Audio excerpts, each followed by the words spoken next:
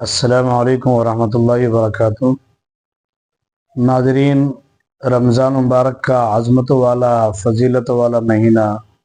آیا چاہتا ہے اور اس کے تعلق سے آپ کے سامنے بہت ساری ویڈیوز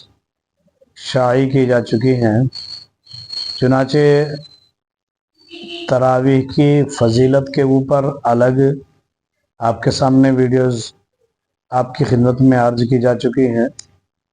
اور روزے کی فضیلت سے متعلق اور روزے کے آداب سے متعلق آپ کی خدمت میں الگ ویڈیوز پیش کی جا چکی ہیں، ارسال کی جا چکی ہیں۔ اب یہاں ایک عظیم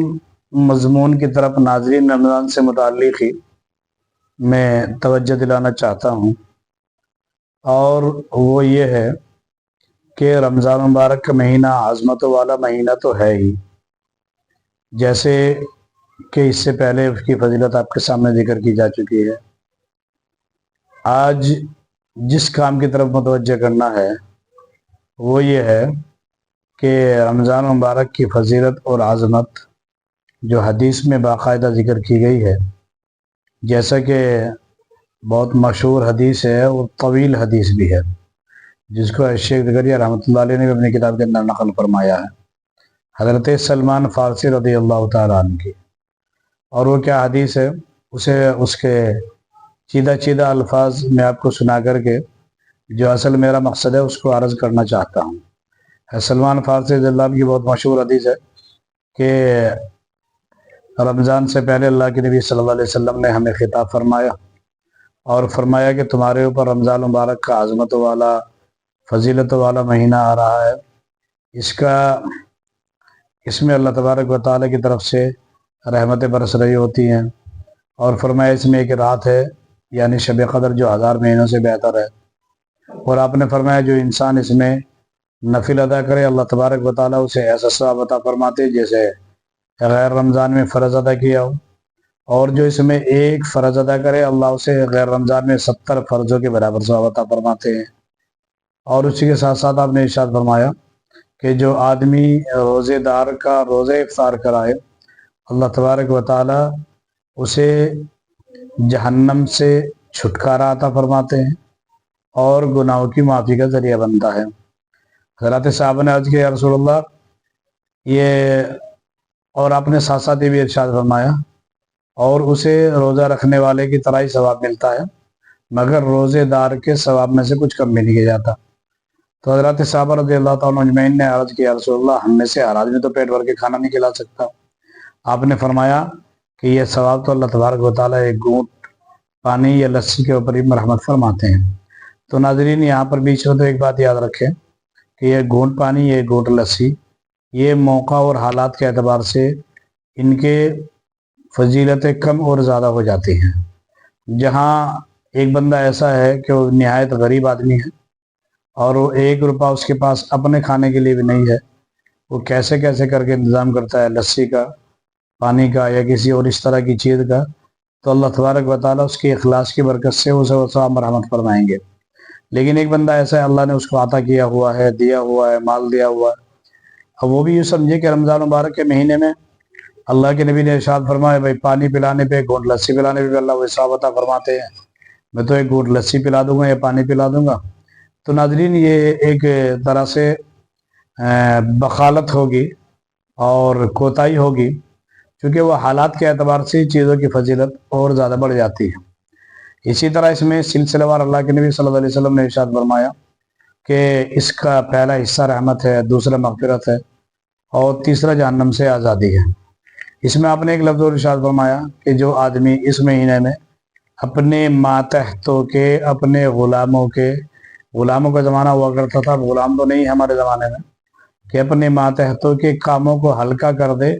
اللہ تبارک و تعالیٰ اس کی بھی مغفرت فرما دیتے ہیں۔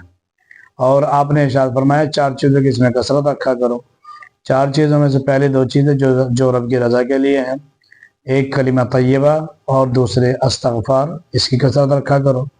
اور دوسری 2 چیزیں ایسی ہیں جن کے بغیر تمہیں چارہ نہیں ہے۔ وہ دوسری چیزیں کیا ہیں؟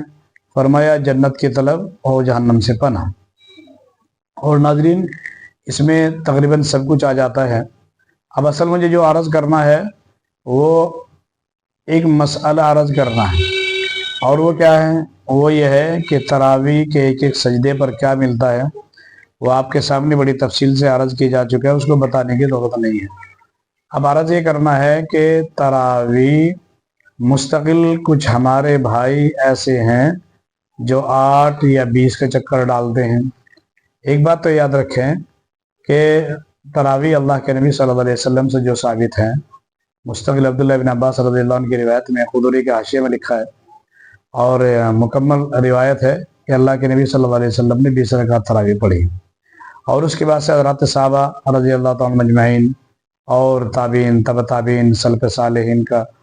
مستقل جو عمل ہے وہ 20 کا رہا ہے، سبھی کو پتہ ہے۔ اس میں 2 بات یاد رکھنے کی ہے۔ نمبر 1 یہ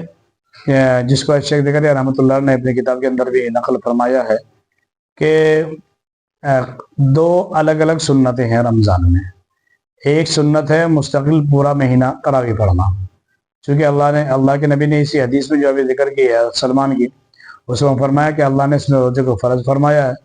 اور رات کے قیام کو ثواب کی چیز بتایا ہے، اور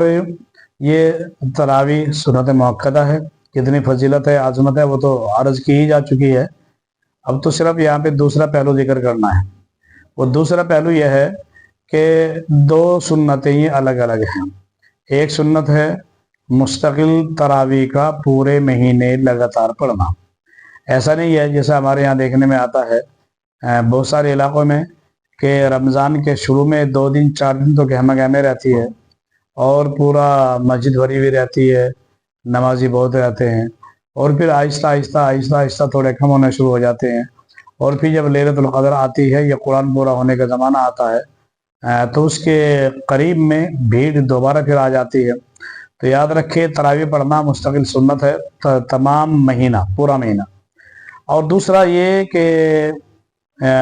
قرآن کریم کا سننا، یہ مستقل ایک الگ سنت ہے۔ تو جو لوگ بزنس مین ہیں، جو لوگ تجارت کرنے والے ہیں، جن کا سفر زیادہ رہتا ہے، آدمی اپنی دکان پہ بیٹھا ہے تجارت کر رہا ہے، تو اس کے لیے تو کوئی مسئلہ نہیں ہے،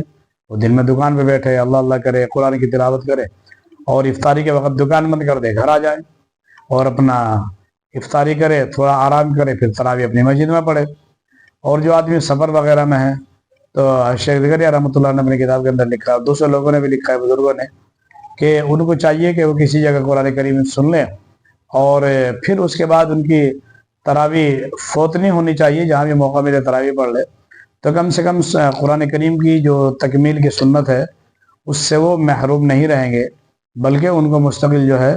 اس کا ثواب انہیں ملتا رہے گا، چونکہ قرآن تو پڑھ ہی لیا، سن ہی لیا پورا، اور اب رہی تراویح کی سنت، وہ جہاں موقع مل جائے پڑھ لیں۔ تو ایک تو مسئلہ ہوا یہ ہے۔